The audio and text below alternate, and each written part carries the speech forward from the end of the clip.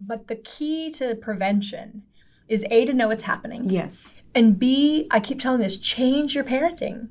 Talk to your kids. Know what they're doing. Be a shameless parent stalker. It's okay. I totally agree with that. They're your kids. Yeah. We have a lot of people that say, well, their rights to privacy online. I'm like, they get that when they're like out of your house. Yes, no. I'm like, if they want to write their private thoughts, get them a diary.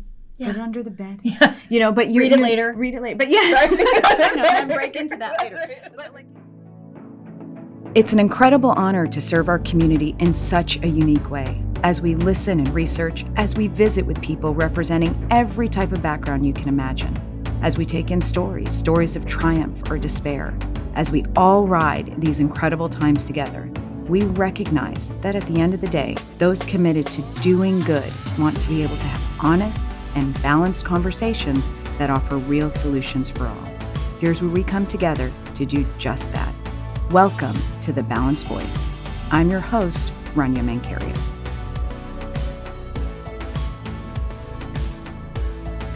Special thanks to our podcast sponsors, Brigitte and Bashar Kalai, Hallie Vanderheider, and Sippy and AJ Karana.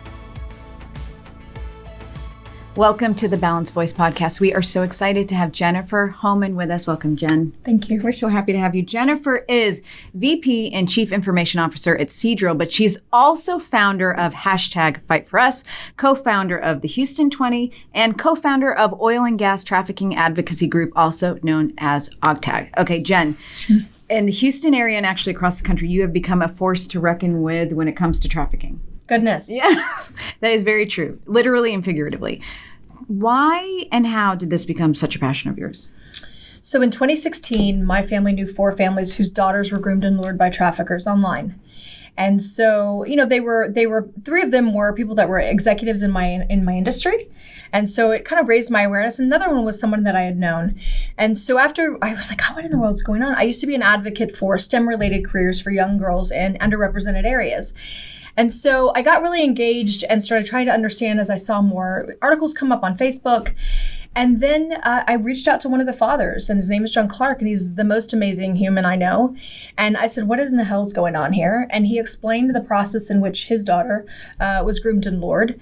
And then I said, we've got to get the word out. I don't think people I live in Memorial, and I don't think people know what's going on.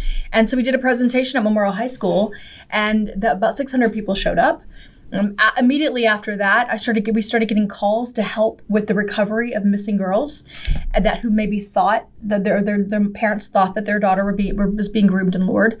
And so since then, though, then I started in 1 month. I helped recover 3 girls, and who are now like my daughters. But since then, I think I'm up to the number about 59. 59 girls that helped recover. Girls recovered. All in the Houston area? Yeah, and all in the Houston area. One was from Alabama, was a boy that was here.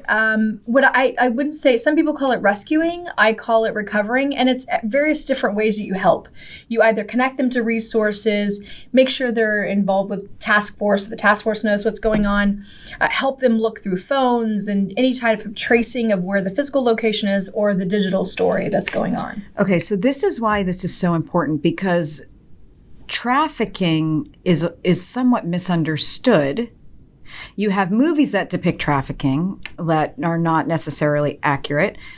You have trafficking growing in prevalence, and you have sort of these, fake narratives. Oh, I think everybody's being trafficked at Target, and then people get hysteric. There's like hysteria, and then they realize this is not true. So there's a lot of different things going on. So I want to break it down for just take it to the basics. Okay. When you talk about trafficking, what are you talking about? And then how prevalent do you think it is? And then I want to talk about this article that you and I were just reading. Right. Yes. So there's a couple things. You have sexual exploitation, you have sexual abuse, you have human smuggling, and that's where you have people moving other humans across borders or in other parts of the areas, as well as you have labor trafficking, so making someone work for no money whatsoever in debt to something else. But then you have sex trafficking, which is the one I really focus on, which is through force, fraud, or coercion. You're making a human, a child, a woman, a man, a boy, trade for money, for sex act, commercial sex acts. That is sex trafficking. And it can happen in a various number of ways. You have familial trafficking, where you have families actually trafficking their own family members. and making them trade sex for money. You have what's called Romeo pimps. This is a child that, or a girl or young boy that thinks that's their partner or boyfriend or girlfriend. Which is horrific. Yeah. Who then coerce them into doing things, which is trading commercial sex acts. You have, we call gorilla pimps, who through force beat the hell out of people and force them to go have commercial sex. But it's three people in the transaction. Yeah. It's sex when I agree that I'm going to consensually have sex with you. It's sex trafficking when there are three people in the transaction and the person that's selling that's body is being sold is not getting the money. It's another person. So is it like the movie Taken? No. Does it feel like the movie Taken all of a sudden and your child is gone? I mean, wouldn't we all? I mean, that's exactly how you're going to feel. Is like all of a sudden you certainly didn't see all the signs or know all the signs and your kid's gone. So you feel like they've been taken, but it actually is a year, 6 months, 18-month long process of where your child is being groomed and lured online or at school or at church, multiple different types of places. And I think what's so important and what was really compelling is the fact that this is actually happening everywhere. Everywhere. It's happening everywhere. I think historically people thought it was really that first category, families. Well, it's awful that you have kids in CPS. It's awful that you have kids in homes where their parents are trafficking them. It's awful, but it's not my problem. And that's wrong. That's absolutely wrong. It's everybody's problem. Yeah. Add to that the fact that sex trafficking is inherently changing. And you and John have done an incredible job talking about this. So you mentioned the pattern by which an everyday child, and it doesn't, and that's why I hate sort of the distinction. It doesn't matter if it's a homeless child, a child in CPS, or a child that's an oil and gas executive. It doesn't matter. It's all the same. It's all the same. But you guys outlined the befriend, Yes. intoxication, Correct. alienate, isolate, Yes. desensitize, and capitalize. That is the method, almost like the strategic plan a predator uses to target and actually transform an everyday kid into a sex trafficking victim. And it looks like everyday life. But talk about that. Okay. Is that am I exaggerating? Is no, there a you're not myth? exaggerating. Is there? No. So what we mean by that is you have a child. All of a sudden, your child. By the way, let me explain one thing to you first. It is absolutely happening in middle and upper class suburbia, everywhere. However, the problem is when it wasn't. It didn't look like our child. It looked like a child that was from an underrepresented area or out of foster care or, was undocumented. We didn't pay attention. And that's what's heartbreaking. Because those are the kids. There are more Black and brown girls missing today than ever. And so we need to focus on that. Now, how we try to help people understand that it can happen to them is also show that there is a face that looks like them. It looks like everyone. And I don't think that's what people yet get. And so this looks like I have a daughter, I have a son. All of a sudden, they're rebelling. They may be hanging out with the wrong people. They may be going out and drinking in parties or clubs that we wouldn't normally allow them to go to. All of a sudden, they have a different friend group. They're not hanging out with the friends they grew up with when they were younger. And their behaviors and the places they hang out start changing. And by the way, so far, all of this is could be any child at any point, especially teenagers. Oh my God, think of when you were a kid. I mean, I rebelled so much about I can't even believe my parents still own me. I mean, I was super still claim me. straight-laced. I was so boring. Okay, well, but I can tell I wasn't.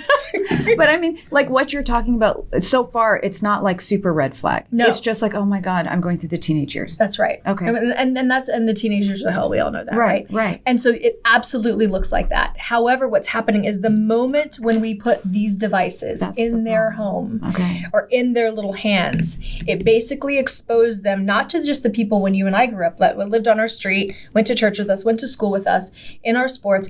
It now exposes them to millions and hundreds of thousands of people that don't always have good intentions.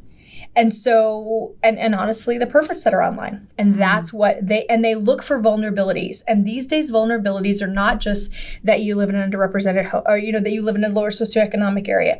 Vulnerabilities, or you don't have a father, that lives in the home with you. Vulnerabilities are, I have acne. Yeah. The vulnerabilities are, my boyfriend broke up with me. Yeah. My friends are pissed off at me. I hate my parents. Yeah. I'm super bored. all vulnerabilities are now anything because this helps exploit them to the masses. It magnifies everything. Yeah. So when you think of the fact that this is has been happening, this is not new, this has been happening, traffickers have crossed now into sort of every demographic, every population. They've done that because this makes money. And So much money. So much money. And I hate to say that it's easy to do. One, they have a ready population. Two, there's many resources and ways to send these children out into the world. There are many buyers. These kids are looking for somebody to listen to them. These kids are looking for somebody to talk to, connect with. They're willing to take risks. They don't understand what was so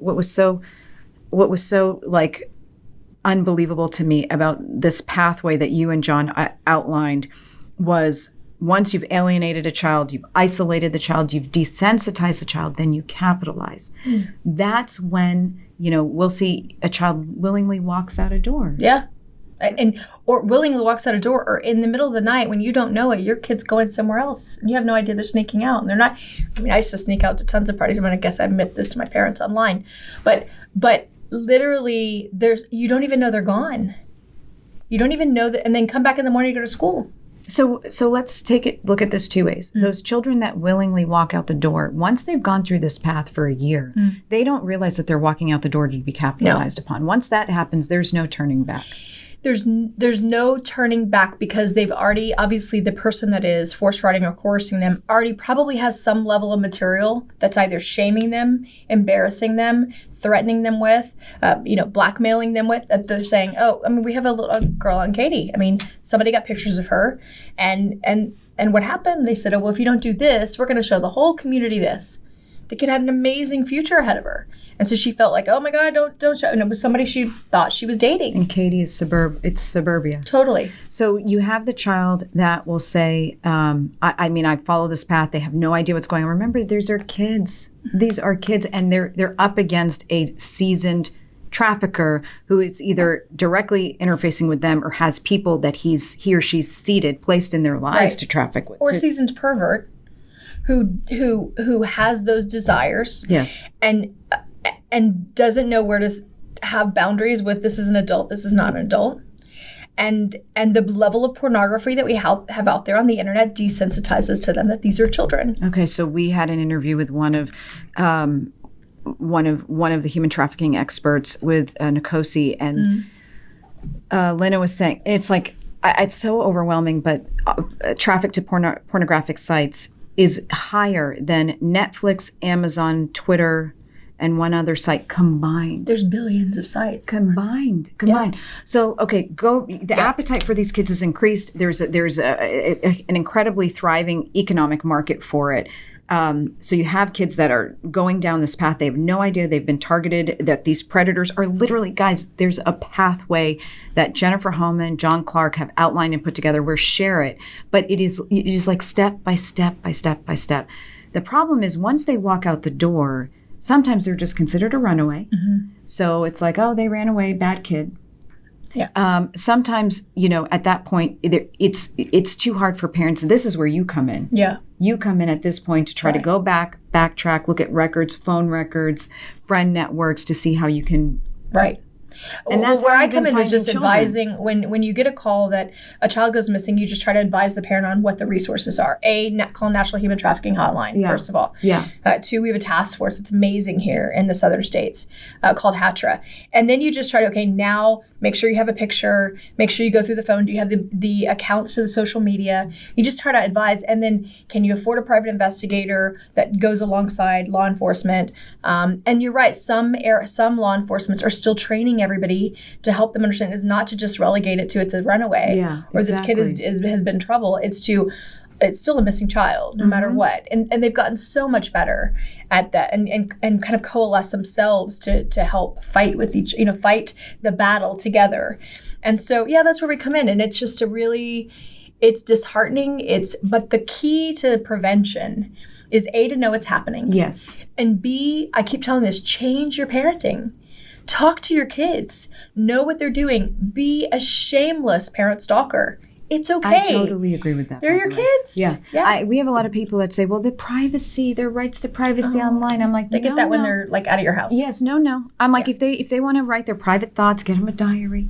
Put it under the bed, but read it later. But I'm break into that later. Right. But like if there's this, and I always say it's not the phone that's necessarily dangerous. It's the social media platforms and the fact that it's a clear pathway for predators and traffickers to engage with your children. And look, we know in 2020, online solicitation of minors is up by 93%. Yeah. So we're not making this. We're not. Now there are some myths, and this is this article, Michael Hobbs.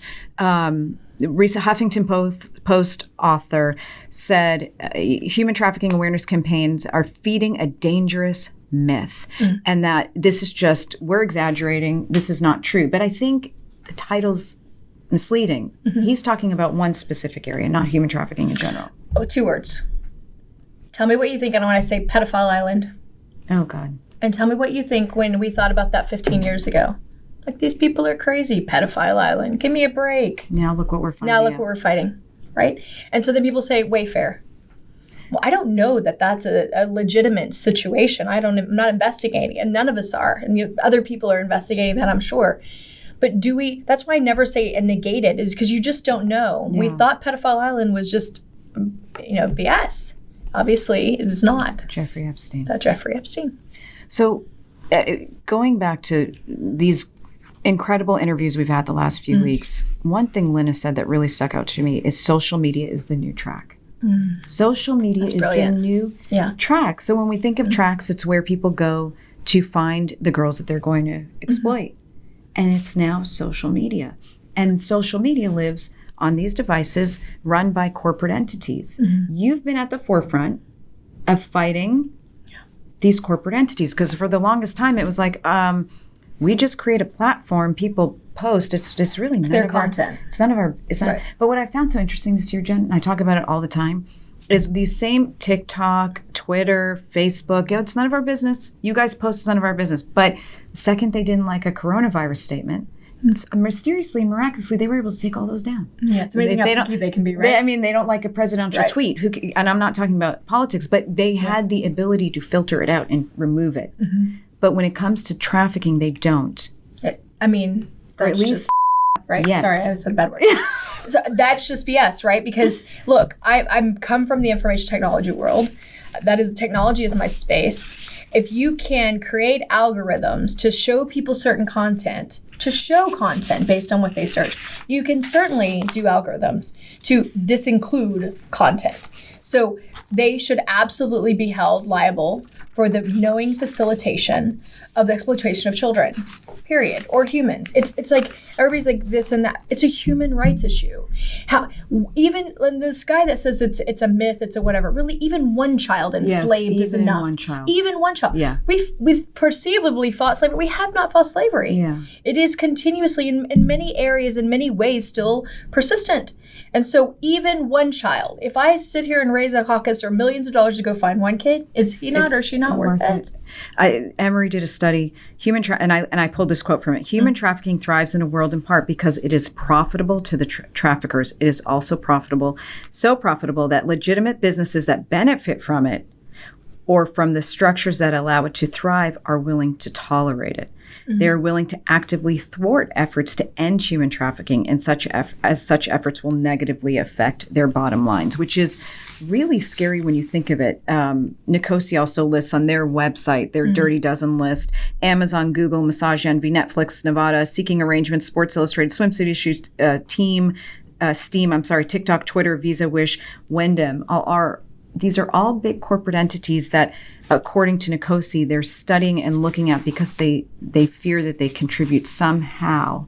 Because they're facilitating, right? Contributor benefit. Right. And I think that there's all these companies sitting at their executive boards saying, oh, let's figure out how to traffic children. Absolutely Never. Not. No. But just knowingly facilitating, giving somebody a car or a venue or a channel to potentially exploit a child or a human. Find any and every measure you can to stop it. That's what, then they'll come off that Dirty Dozen list. But has it gotten so big that there's no way to stop it now? I think there there's a lot of debate around, can you end trafficking? Can you end sexual exploitation of people? And I guess I live in a little bit of a rose-colored glasses, but I believe we can extremely diminish it. Do I think it's completely going to go away? Well, you have to change the heart of man and women, don't you? And so that's a hard thing to do. We can't even agree on one topic, and we're split in the middle on everything. So I don't know, but we can damn well die trying. I mean, I followed you in what you did in working to pass SESTA and FOSTA, which was an uphill battle. I mean, we were on a lot of back-end phone calls while you were out there championing. Yeah. And I know federally they're looking at holding these companies liable for allowing this type of exploitation to take place. The question of how they do that is really difficult. Can you talk us through a little bit about SESTA, FOSTA, and now where we are? FOSTA, SESTA, because it was passed in the House. So it is actually, that's the official name. I say it backwards every time. Okay. That's okay. So what was it like? It was my first experience of ever lobbying, as people would say. I say canvassing or, beating the streets. But what happened was we found out about that bill. We found out about FOSTA. It got kind of paused in the House. And explain what it does. What is FOSTA? So FOSTA is, it increases civil restitution and criminal prosecution for web platforms that knowingly facilitate the sex trafficking of children, right? And so what it does is it increases the measures in which they have to operate by. And so that was particularly hard. We found out about FOSTA, and then all of a sudden we got there and it got paused when it went to a committee, Energy and Commerce Committee. And it so we worked with Congresswoman Ann Wagner, what's going on? We kind of, in some places got the background of what was happening and the politics that ensue when something like this happens. And so I was like, well, I'm just going to go. And she said, you know what, go over to the Senate to Rob Portman, and he's got a duplicate bill. He's got the same bill over there. Go support that, because for some reason mine's getting waylaid. I'm like, okay. So I walk with my little shoes on over to the Senate. Never met these people before in my life, and not a fan of politicians. But so I walk over there, talk to Portman, barely gives us any time and kind of pushes us back a little bit. And I said, look, if there's one thing, I am small, but I am really loud. And the last thing you want to do is be on Twitter. And so the power of Twitter, the power of social media, just the opposite, right? Mm-hmm. And so we talked through that. I said, just have a conversation with Congresswoman Ann Wagner's office. Collaborate. How can we come together to do the right thing for children? And so, anyways, we got through it. Well, all of a sudden, that bill got paused too. We can all think of reasons why it would be paused. And so FOSTA actually moved forward. It moved to locally. Sheila Jackson Lee debated on the floor. It was amazing. And then it started to move forward. And actually, Texas politicians, Cornyn, came to the rescue and basically said they have a powerful senior voice, and then convinced the majority whip to, after some conversations, agree to take it straight to the floor, and it passed almost unanimously in the House. And then we get there and we're like, okay, well, how do we get the Senate to pass it? It's like, well, we don't know yet. And I'm like, what do you mean you don't know? Like, we need a strategy. Where's our strategy? And so when we started talking about the strategy for the Senate, again, Texas politicians came to the rescue and started putting pressure on the majority whip. And majority whip took it to the floor. And I think only 2 people didn't vote for it in the Senate. And then all of a sudden we have a bill that's going to the president's desk. And then the last thing that happened was we were up against the omnibus bill from a schedule standpoint. I'm like, well, okay, how do we get across that, right? Well, thank God, Ivanka Trump and her leadership in this space got it to her father's desk. And we found ourselves with an invitation to the White House to watch it get signed. And I said no a couple times to go, but the most important thing was that I wanted survivors' voice to be in that Oval Office. I've not been personally affected. Of course, I think traumatized now by the issue, but I wasn't personally, my family wasn't personally directly affected, that I believed it needed to be the survivor face, the survivor voice leading this. Because when we forget about them, when we forget about the victims and survivors, it's no longer a cause about them, it's a cause about ourselves. And so we need to sit back, be humble, and let them take the limelight and express what it was like to be exploited and how we can create solutions to get over it and move it on. And because of that, backdoor closed? Mm-hmm. Backpage. No, it wasn't because of that. Simultaneously, the feds were going after Backpage. Okay. That dude just, ridiculous. So you don't even get me on that. Much worse words will come out of my mouth. Okay, well then let's switch the subject, because what's so powerful about this is the way this federal legislation came to be and passed really leveraged the voices of the community. Absolutely. And groups like the Houston 20, you're a co-founder of with Amy Pierce, leveraged these incredible women in Houston who come from very different backgrounds. All over, very different backgrounds. Yeah. But you educated, you were huge on awareness. You studied, and I love how you say you looked at how you guys could fill the gaps. And one of these, I think, was legislatively figuring out how you can close these loopholes, raised money, and you were active. My goodness, I remember that Twitter campaign. Yeah. When we were, fighting us. Yeah. They all got involved. It's what I call the age of the policitizen. Or actually, it's called the age of the politician, which citizens rise up into politics to fight for a cause. Yes. And you become much more powerful than the lobbyists that are fighting against you. The Internet Association lobby had 37 attorneys on this. Yeah, I was just reading. We were just women in high heel shoes, which was not smart. And going to the Senate and the House to do it. And so you're right, Amy Pierce. What we did is we have a lot of mutual friends, and she has her friends, and I have some of my friends, and we just said, okay, we're going to scream about this. John Clark's going to help us understand what it was like and how to produce solutions. We're going to listen to survivors, and we are going to go make a difference. And we didn't know if it was going to work or not. Then we worked with HAT members, Houston Area Against Trafficking, all these nonprofits in the city of Houston, which we were very fortunate to have. And said, tell us what they got. We listened to the experts. Yeah. We didn't assume that as a donor or a loudmouth in the community that we knew everything. We listened to the experts, and they told us what the gaps were. And we're about to, hopefully in the next 6 months, open the first emergency assessment center for minor victims, girls of trafficking. Which is unbelievable, because you identified that as a need. Yes. That was one of the first gaps, emergency assessment centers for minors and adults. So it wasn't there? No.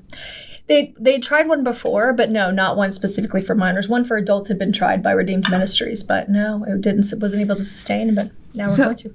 It's unbelievable, again, the power of the community to focus on something that's needed. And it's important to say, again, when we see these oh my gosh, my daughter is being stalked at the grocery store. The rumor is traffickers are there trying to snatch kids. That's not necessarily true, and we have to be careful of rumors. I think Wayfair was interesting. But those stories happen, though. But those stories happen, but they're not commonplace. No, that's not every day. And the Wayfair, I think, is really interesting because it really swelled up as this really big story, and we don't know what's happening. But like you say, you hear things now, and you're like, there's literally no way. 4 years ago, I would have told you were crazy, that there was a pedophile island. Literally. Now I'm like, okay, there's pedophile island. I mean, so it's very interesting. But I. For me, here's what we know. Every child is on their phone. Yes. Pretty much. Yes. Pretty much. It Probably doesn't at the matter. age around 6 or 7. 7, yeah. Not 1 or 2 with an iPad. They're given gadgets. Yeah. Okay? There is a vast community that has access to our children. There are a lot of predators online, period. We know that sex trafficking is a real entity, real business, and it's a thriving business. It is. And we know that right now, although groups like you and groups behind you are working really hard to change federal legislation, we're not fully there yet where these companies are held liable for this. So it's still going on. People who say, well, it's not going to happen to me, or, we were talking to the people at Bark, and they said there's a syndrome called not my child. Not my kid. Like, oh, I hear that happened to your child. Oh, it's terrible. But I mean, that's not going to happen here. Yeah, my poor kids. I'm like, drugs. Oh yeah, that one did pot. It can happen. That one did this. Yeah. That one, what I mean. I have now become probably my poor kids. Although I boost them up and create, good confidence for them. But I am extremely humble about saying that my child is susceptible to things that are bad in this world, and that I'm not perfect. And that I didn't do perfect parenting, but I am doing awareness parenting. I can probably tell you that probably once a month, my youngest child will say, oh, Mom, got contacted by a pervert again. Because he knows enough online. That's right. In his games. Will you share how old he is? He's 50. He's going to be 15 in October. Okay. I know I don't look like a 15-year-old. So he's 14. He's 14. And once a month, he's getting contacted online. At least once a month contact online. Yeah.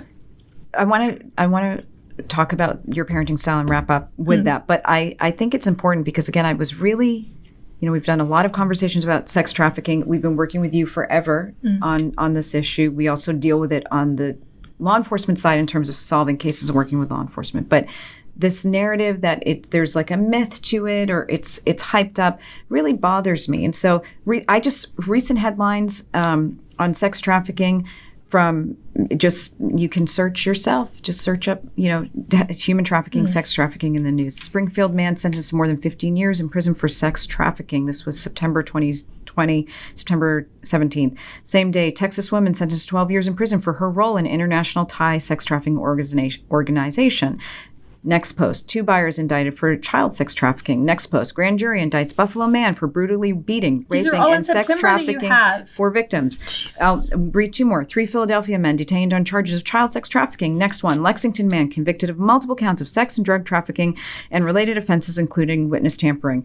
I could go on and on and on and on and on. I just highlighted the first 10, 15 that I could find, and it's from a week and a half period. Yeah. So these are real. This is happening. And every one of us, is sort of could potentially be a target for it. Now, we don't want to be paranoid.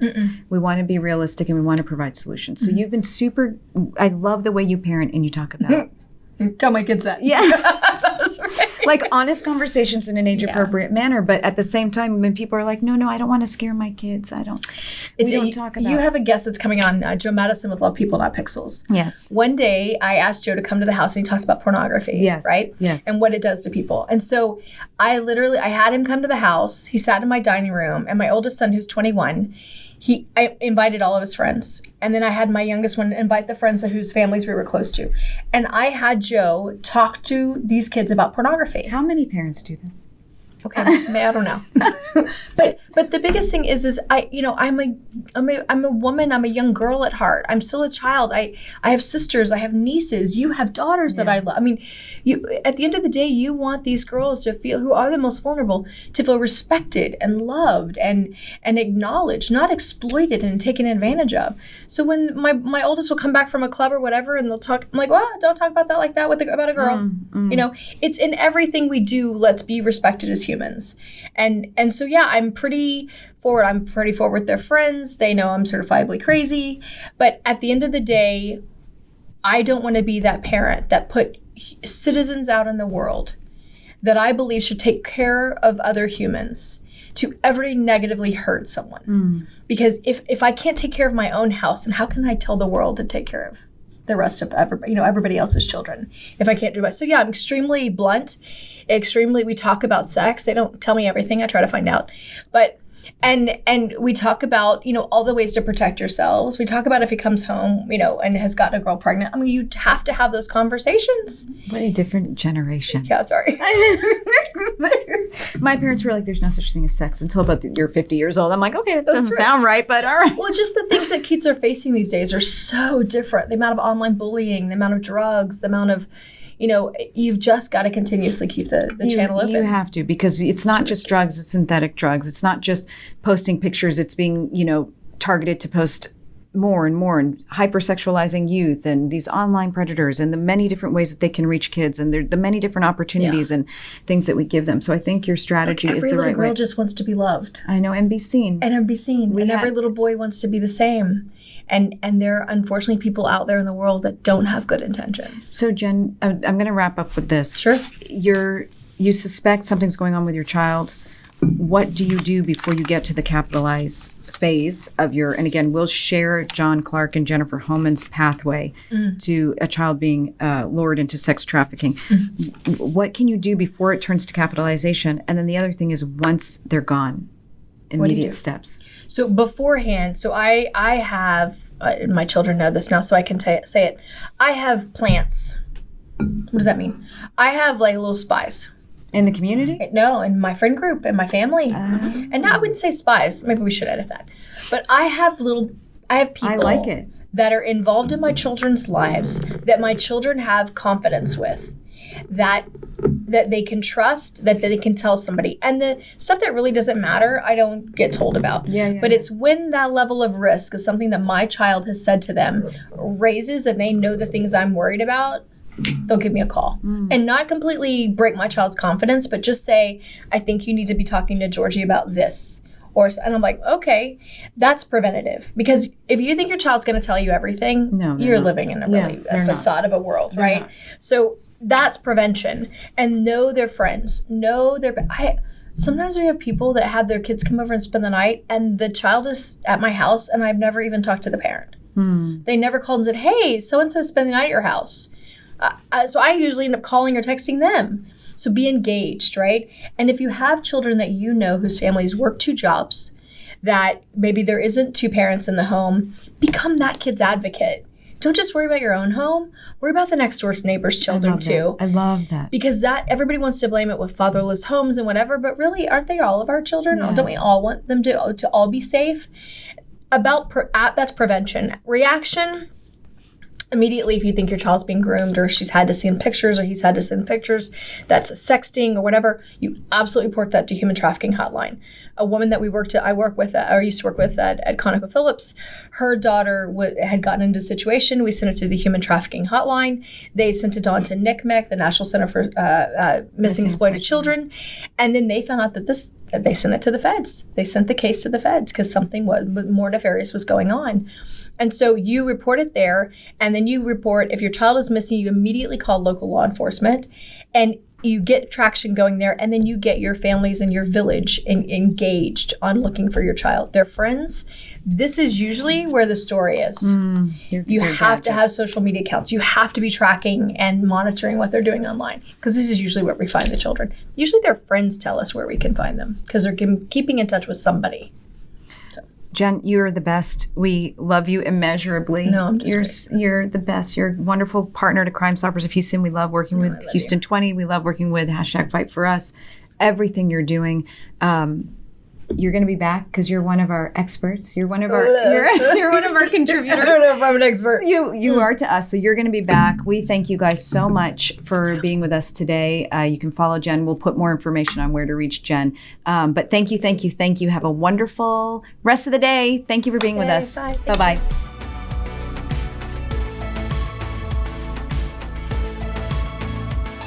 If you missed anything from the show, check out the show notes at thebalancedvoicepodcast.com. This episode was edited and mixed by the team at Real News PR. Our executive producer is Sydney Zeiker. Our advising producer is Katie Myers. Our media and quality assurance director is Tanya Cruz. And finally, our creative design director is Elizabeth McChesney. To find out more information about Crime Stoppers of Houston or to get involved with our prevention programming, please visit us at crime-stoppers.org. You can find us on Instagram at The Balanced Voice Podcast, and you can find me online at The Rania Report.